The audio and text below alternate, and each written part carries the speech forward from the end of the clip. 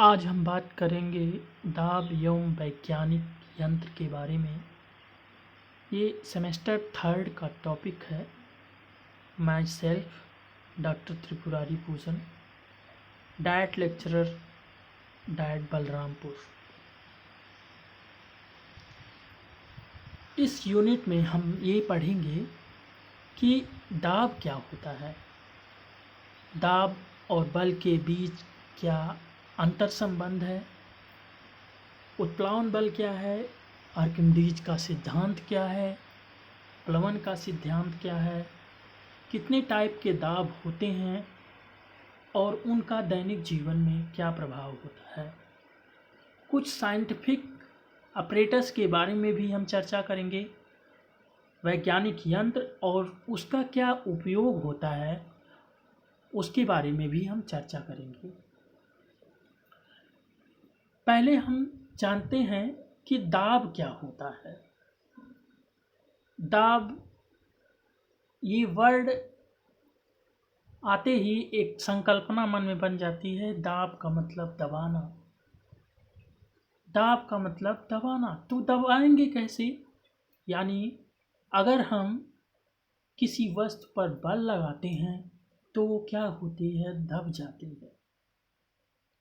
इसको हम सिंपल तरीके से समझते हैं। जैसे एक रबड़ की गेंद लेते हैं और उसको मेज़ पर रख करके अगर हम दबाते हैं तो वो क्या होता है, वो दब जाती है। इसका मतलब है कि किसी तल पर अगर हम बल लगाते हैं, बल आरोपित करते हैं तो दाब उत्पन्न होता है। इसको हम एक और एग्जाम्पल से समझते हैं। जैसे एक नाद में बालू भर लें और उसमें ईंट खड़ी करें, एक ईंट खड़ी कर दें और एक ईंट लिटा दें, एक वर्टिकल में और दूसरी हॉरिजॉन्टल पोजीशन में। हम क्या देखते हैं, जो वर्टिकल पोजीशन की ईंट है वो ज़्यादा धंस जाती है और जो हॉरिजॉन्टल पोजीशन है वो कम धंसती है। इसका क्या कारण है? इसका कारण ये है कि जैसे जैसे सरफेस एरिया बढ़ता है वैसे वैसे फोर्स कम लगता है। जब फोर्स कम लगेगा तो प्रेशर भी कम जनरेट होगा, दाब कम उत्पन्न होगा। तो क्या होता है कि सरफेस एरिया अगर कम है तो दाब ज़्यादा लगेगा और सरफेस एरिया अधिक है तो दाब कम लगेगा। एक और एग्जाम्पल से हम समझ सकते हैं। जैसे स्पंज का एक टुकड़ा लेते हैं, इसके ऊपर अगर लोहे की एक बाट रख देते हैं तो क्या होता है, स्पंज दब जाता है। इसका मतलब क्या हुआ कि अगर किसी तल पर किसी तल पर अगर फोर्स लगाते हैं तो क्या होता है, प्रेशर जनरेट हो जाता है। और दाब को हम परिभाषित करने के लिए आप देख रहे होंगे कि ये मेज पर गेंद जो है दबाई गई है तो ये दब गई है और इस पर बल लगाया गया है तो ये दब गई है, यानी प्रेशर इसमें जनरेट हो गया है। दाब को हम परिभाषित कैसे करते हैं? दाब को परिभाषित करने के लिए किसी सतह के एकांक क्षेत्रफल पर लगने वाले बल को दाब कहते हैं। दाब बराबर बल बटा क्षेत्रफल होता है। इसे हम दूसरी तरीके से रिप्रेजेंट कर सकते हैं। दाब का symbol P = F/A, where P = pressure, F = force और A = एरिया। एरिया हम किस में मेजर करेंगे? एरिया मीटर स्क्वायर में मेजर की जाती है। फोर्स की यूनिट क्या है? न्यूटन है। तो ये इसकी यूनिट क्या हो जाएगी? प्रेशर की यूनिट हो जाएगी newton per metre square, where P = pressure, F = force and A क्या है? एरिया है। दाब की और भी यूनिट है। SI में इसको हम पास्कल में मेजर करते हैं। दाब कैसी राशि है? अदिश राशि है। दाब की एक और यूनिट है, उसको हम बार कहते हैं। बार और टॉर भी इसकी यूनिट होती है, जो हम हायर क्लास में पढ़ते हैं। वायु द्वारा आरोपित दाब, वायु जो है सभी दिशाओं में दाब डालती है। कैसे? अगर हम गुब्बारा फुलाते हैं तो क्या होता है, गुब्बारा फूल जाता है। गुब्बारा क्यों फूलता है? क्योंकि गुब्बारे के अंदर सभी दिशाओं में वायु दाब डाल रही है। वायुमंडलीय दाब क्या होता है? वायुमंडल, पहली बात वायुमंडल समझा जाए कि वायुमंडल क्या है। वायुमंडल क्या है? पृथ्वी वायु का एक आवरण लिए, वायुमंडल पृथ्वी चारों तरफ से वायु के आवरण से घिरी हुई है, इसे हम वायुमंडल कहते हैं। वायुमंडलीय दाब क्या होता है? वायुमंडल द्वारा जो पृथ्वी की सतह पर दाब आरोपित किया जाता होगा उसे हम वायुमंडलीय दाब कहते हैं, या इसे वायुदाब के नाम से भी जाना जाता है।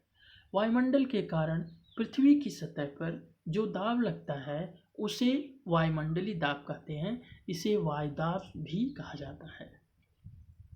वायुदाब का मापन कैसे करते हैं? किसी सतह के एकांक क्षेत्रफल पर लगने वाले वायुमंडल की वायु के भार से वायुदाब का मापन करते हैं। इसका फार्मूला है वायुदाब बराबर वायु स्तंभ का भार बटा क्षेत्रफल। प्रमाणिक वायुदाब, प्रमाणिक का मतलब क्या है कि वायुदाब को मेजर करने के लिए आपको एक रेफरेंस लेकर के चलना पड़ेगा, वो प्रमाणिक वायुदाब है। क्या रेफरेंस है? रेफरेंस क्या है? 76 सेंटीमीटर ऊंचे स्तंभ, जो पारे का लेवल है वो 76 सेंटीमीटर होना चाहिए, ये आपका रेफरेंस है। अगर 76 से डाउन हो रहा है तो प्रेशर कम हो रहा है, और 76 सेंटीमीटर से अगर पारे का लेवल बढ़ेगा तो प्रेशर हाई होगा। 76 सेंटीमीटर क्या है? ये आपका रेफरेंस है। 76 आगे हम बताएंगे 76 सेंटीमीटर का मतलब क्या है। समुद्र तल पर वायुमंडल का दाब पारे के 76 सेंटीमीटर या 76 सेंटीमीटर ऊंचे स्तंभ के दाब के बराबर होता है। इसका मान 1 × 10⁵ न्यूटन पर मीटर स्क्वायर होता है। इसे हम प्रमाणिक दाब वायुदाब कहते हैं। ऊंचाई के सापेक्ष वायुदाब बदलता है। सही बात है।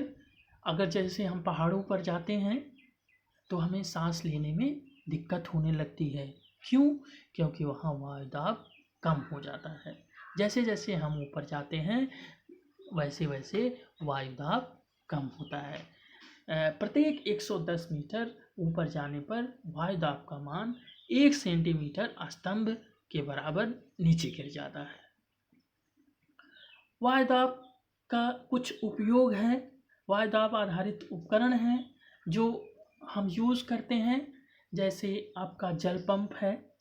इसकी कार्यविधि पर हम बहुत ज़्यादा नहीं जाएंगे क्योंकि कुछ लिमिटेशन है टाइम का। तो कुछ जल पंप है, साइकिल पंप है, फुटबॉल पंप है। तो ये सब वायुदाब के आधारित उपकरण हैं जो आपके दैनिक जीवन में यूज होते हैं। वायुदाब का मापन कैसे करते हैं, मेजरमेंट कैसे करते हैं? वायुदाब का मापन साधारण वायुदाब मापी एवं निद्रव दाब मापी यंत्र की सहायता से किया जाता है। यहाँ निद्रव होना चाहिए था। निद्रव दाब मापी यंत्र की सहायता से किया जाता है। साधारण वायुदाब मापी में क्या होता है? मिली इसमें हम एक टेस्ट ट्यूब ले लेते हैं, उसको पारे से भर लेते हैं, और जो ये नाद है ये भी पारे से भरी हुई होती है। अब टेस्ट ट्यूब को हम इसी नाद में उलट देते हैं तो क्या होता है कि ये 76 सेंटीमीटर जा करके ये जो पारे का लेवल 76 सेंटीमीटर जा करके रुक जाता है। तो ये हमारा रेफरेंस लेवल है कि 76 सेंटीमीटर की ऊंचाई पर यह जो है स्थिर हो जाता है। वायुदाब अगर कम होगा तो वायुदाब कम होने पर यह 76 सेंटीमीटर से डाउन हो जाएगा, और अगर वायुदाब ज़्यादा होगा तो ये 76 सेंटीमीटर से एबव चला जाएगा। ये 76 सेंटीमीटर जो पारे का लेवल है ये आपका रेफरेंस है। मतलब ये थोड़ा सा डिफ़िकल्ट है क्योंकि पारा जो होता है वो हानिकारक होता है। ये जो एक्सपेरिमेंट है थोड़ा डिफ़िकल्ट है। और दूसरा जो अपरेटस है वो बैरोमीटर है जिससे हम वायदाब का मापन करते हैं। अब आते हैं उत्प्लावन बल क्या होता है। उत्प्लावन बल क्या होता है या बायंट फोर्स। उत्प्लावन बल को हम दैनिक जीवन में कई बार अनुभव करते हैं, लेकिन तो जैसे हम कभी नहाते हैं तो जब लोटा बाल्टी में डुबाते हैं तो क्या होता है, ऊपर की पानी जो है ऊपर की तरफ बल लगाता है और लोटा ऊपर आ जाता है। तो ये जो है एक दैनिक जीवन में उपयोग है। तो इसका मतलब क्या है कि जब कोई वस्तु पानी में डुबोई जाती है तो वस्तु पर पानी द्वारा बल लगाया जाता है और इसी बल को हम क्या कहते हैं, उत्प्लावन बल कहते हैं। किसी वस्तु को पानी में डुबोने पर पानी द्वारा वस्तु पर ऊपर की ओर लगने वाले बल को उत्प्लावन बल कहते हैं। पानी में वस्तु डुबोने पर पानी द्वारा ऊपर की ओर जो बल लगाया जाता है उससे वस्तु क्या होती है, हल्की महसूस होती है। वस्तु के भार में यह कमी उत्प्लावन बल के कारण आती है। उत्प्लावन बल को हम बायंट फोर्स के नाम से भी जानते हैं। इसका उदाहरण मैंने पहले ही डिस्कस कर दिया कि हम अगर कभी पानी से भरी बाल्टी में लोटा या गिलास डुबोने पर पानी द्वारा ऊपर की तरफ बल लगाया जाता है। दूसरा जो सबसे इम्पोर्टेंट जो है ये हम पहले से ही पढ़ते आ रहे हैं, छोटी कक्षाओं में ही पढ़े हैं कि आर्किमिडीज का सिद्धांत क्या होता है। ये सब जो टॉपिक आप पढ़ रहे हैं वो आप कहीं न कहीं भली भांति से परिचित रहे होंगे छोटी कक्षाओं में। आर्किमिडीज का सिद्धांत क्या करता है, आप देख रहे होंगे ये दो फिगर दिए गए हैं। जब इसमें कोई वस्तु डुबोई नहीं गई थी तब इसका लेवल कुछ और था, और जब वस्तु डुबो दी गई तो इसका लेवल अप हो गया, वाटर का लेवल। इसका मतलब हुआ कि जो वस्तु आप डुबो रहे हैं वो स्थान घेर रही है। स्थान घेर रही है यानी वो उतना पानी का लेवल बढ़ा दे रही है। तो इसको कैसे हम आर्किमिडीज के सिद्धांत को जो है आर्किमिडीज के सिद्धांत को कैसे हम डिफाइन करेंगे, तो डिफाइन करने के लिए हम ये डिफिनीशन है कि जब कोई वस्तु किसी द्रव में पूर्णतया या आंशिक रूप से डुबोई जाती है तो उसके भार में कमी आ जाती है। भार में यह कमी उस वस्तु द्वारा हटाए गए द्रव के भार के बराबर होती है। ये आपको 1 नंबर में पूछा जाता है कि व्हाट डू मीन आर्किमिडीज का सिद्धांत। प्लवन का सिद्धांत। प्लवन का सिद्धांत का मतलब फ्लोटिंग का सिद्धांत है। प्लवन का सिद्धांत क्या है, ये बताता है कि कोई वस्तु पानी पर तैरेगी कि नहीं तैरेगी, कि डूब के तैरेगी। ये सिद्धांत प्लवन का सिद्धांत बताता है। फ्लोटिंग का सिद्धांत, फ्लोट मतलब तैरना होता है, तो फ्लोटिंग थ्योरी है ये कि कौन सी वस्तु तैरेगी और इसका रीजन क्या है ये बताता है। तो हम इसको कैसे करते हैं, जब वस्तु का भार वस्तु द्वारा हटाए गए द्रव के भार के बराबर या कम होता है तो वस्तु द्रव की सतह पर तैरती है। इसे प्लवन का सिद्धांत कहते हैं। प्लवन का सिद्धांत इंटरकोरिलेशन है इसका, किससे, उत्प्लावन बल से। तो ये बताते हैं कि वस्तु डूबती या तैरती कब है, जब वस्तु का भार उत्प्लावन बल से अधिक होता है तो वस्तु डूब जाती है। उत्प्लावन बल क्या है पहले ही डिस्कस हो चुका है। उत्प्लावन बल मतलब पानी द्वारा ऊपर की तरफ बल लगाया जाता है। तो अगर वस्तु का भार उत्प्लावन बल से अधिक होगा तो क्या होगा, वो ऊपर की तरफ बल नहीं लगा पाएगी और वस्तु पानी में डूब जाएगी। दूसरी कंडीशन क्या है कि वस्तु का भार उत्प्लावन बल के बराबर हो, तब क्या होगा, तो वस्तु द्रव में पूर्णतः डूबती हुई तैरती है। तीसरी कंडीशन क्या है, जब वस्तु का भार उत्प्लावन बल से कम होता है तो वस्तु आंशिक रूप से पानी में डूबते हुए तैरती है। इसको हम इस तरह से समझते हैं, इसको हम इस तरह से भी समझ सकते हैं, इसको हम कोरिलेट करते हैं डेंसिटी से कि डेंसिटी का क्या इफ़ेक्ट, ये आप फिगर में देख सकते हैं कि कौन सी बॉडी जो है, ये बॉडी डूब के तैर रही है, ये सरफेस पे तैर रही, ये पूरा डूब जा रही है, और ये जो है डूब के तैर रही है, और ये क्या है, सरफेस पे तैर रही है। तो ये डिपेंड करता है बायंट फोर्स पर। नेक्स्ट हम देखते हैं, इसको हम इस तरह से भी समझ सकते हैं, डेंसिटी से कोरिलेट कर सकते हैं। जिन वस्तुओं का घनत्व द्रव के घनत्व से अधिक होता है, ऐसी वस्तुएं द्रव में डूब जाती हैं। यदि वस्तु और द्रव दोनों का घनत्व बराबर हो तो वस्तु द्रव में पूरी तरह डूबी हुई तैरती है। यदि वस्तु का घनत्व द्रव के घनत्व से कम है तो वस्तु आंशिक रूप से पानी में डूबती हुई तैरती है। इसको हम इस तरह से कोरिलेट करते हैं डेंसिटी से। आप देखते होंगे कि बर्फ का टुकड़ा जो है पानी में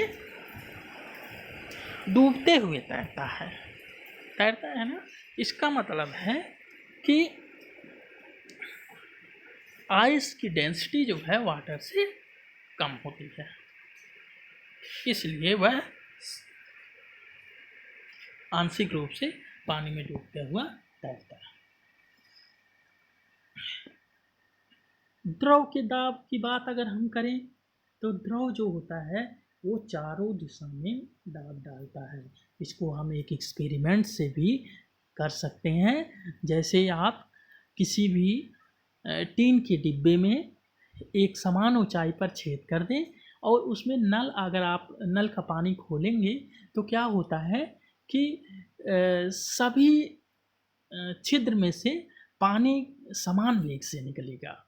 तो इसे हम ये कंक्लूड कर देते हैं कि द्रव चारों दिशाओं में समान रूप से दाब डालता है। दूसरा क्या है कि द्रव का दाब गहराई के साथ बढ़ता जाता है।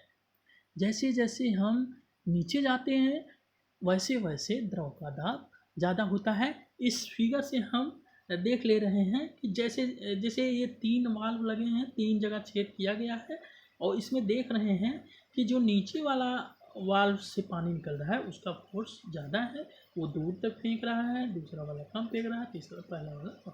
जैसे जैसे हम नीचे गहराई की तरफ जा रहे हैं वैसे वैसे प्रेशर इंक्रीज हो रहा है। इसको हम इस फार्मूले से रिप्रेजेंट करते हैं, P = HdG। डेंसिटी है तो डेंसिटी HdG है, तो where P = pressure, H = height, height का मतलब है द्रव स्तंभ की ऊंचाई, और D = डेंसिटी, और G क्या है, ग्रेविटेशनल फोर्स है या गुरुत्वीय त्वरण है। तो P = HdG। किसी किसी बुक में P = H ρg लिखा है। रो क्या है, रो भी डेंसिटी है। कुछ साइंटिफिक यंत्र के बारे में बात करते हैं और उसका क्या उपयोग होता है, इसके बारे में हम थोड़ा सा बात करते हैं कि बायरोग्राफ क्या होता है। बायरोग्राफ ये प्रेशर, अभी आपने बैरोमीटर की बात की है, तो बैरोमीटर जैसे है वैसे बैरोग्राफ भी है। बैरोग्राफ भी प्रेशर मेजर करता है, और ये प्रेशर मेजर करता भी है और उसका साथ में साथ ग्राफ भी बनाता रहता है। यह वायुमंडल के दाब में होने वाले परिवर्तन को लगातार नापता है और स्वतः ही इसका ग्राफ भी बनाता रहता है। बैरोमीटर क्या है, अभी आपने इसके पहले फिगर में देखा था। बैरोमीटर क्या है, यह उपकरण वायुदाब मापने के काम आता है।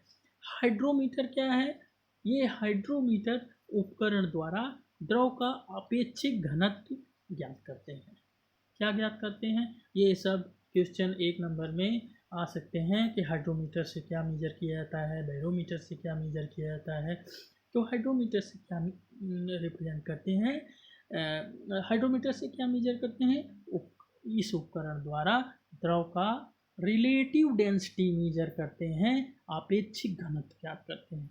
मैनोमीटर क्या है, मैनोमीटर से हम मैनोमीटर भी एक यंत्र है जिससे हम गैस के दाब ज्ञात किया जाता है। स्फेग्नोमैनोमीटर क्या है? स्फेग्नोमैनोमीटर आप देखे होंगे कि जिसको बीपी का रोगी है उसको बीपी नापाने के लिए एक डॉक्टर एक तरह टाइप का यंत्र ले आता है जो उसके हाथ में लगा करके पंपिंग करता है, उसी को हम स्फेग्नोमैनोमीटर कहते हैं। इसका मतलब है कि यह ब्लड प्रेशर नापने की मशीन है। इससे क्या नापा जाता है? इससे ब्लड प्रेशर नापा जाता है, इससे मानव की धमनियों में बहने वाले रक्तचाप को मापा जाता है। आशा है कि आप सभी लोग मेरे इस लेक्चर से लाभान्वित होंगे और इसी शुभकामनाओं के साथ थैंक यू।